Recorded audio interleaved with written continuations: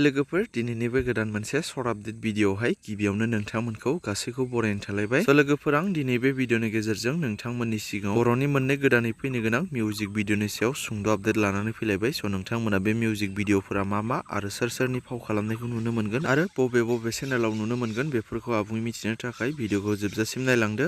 गिबियावनो दङ फावखुंग्रि अनसुमै बर'नि फाव खालामनायाव बिफां लाइफां मुंनि मोनसे गोदान मिउजिक भिडिअ फैनो थांगासिनो आरो बे मिउजिक भिडिअनि शुटिंआ दायो सोलिगासिनो दङ दे लोगोफोर आरो बे मिउजिक भिडिअनिनो करिय'ग्राफखौ खालामदों बिश्वजित बसुमतारी बिथाङा आरो नोंथांमोना बे मिउजिक भिडिअखौ फावखुंग्रि अनसुमै बर' बिथांनिनो अनसुमै बर' चेनेलनि गेजेरजों नुनो मोनगोन दे लोगोफोर। नोंथांमोना जाय नायनो गोसो गुदुं बिथांमोना बयबो नेना थायोब्लानो जाबाय। आरो नेक्स्ट आपडेटआव दङ फिल्म प्रडाक्शन बेनारनिफ्रायबो फावखुंगुर सिमां सैनारि लोगोसे मिथि मुसाहारि बिथांमोननि फाव खालामनायाव गोदान मोनसे बैसागु मिउजिक भिडिअ फैनो थांगासिनो दङ दे लोगोफोर आरो बे मिउजिक भिडिअनिनो मेथाइखौ रोजाबदों रिंखां ब्रह्म लोगोसे फुंबिलि बसुमतारी बिथां सानैया आरो बे मिउजिक भिडिअनिनो करिय'ग्राफखौ खालामदों मानाब लाभलि ब्रह्म बिथाङा।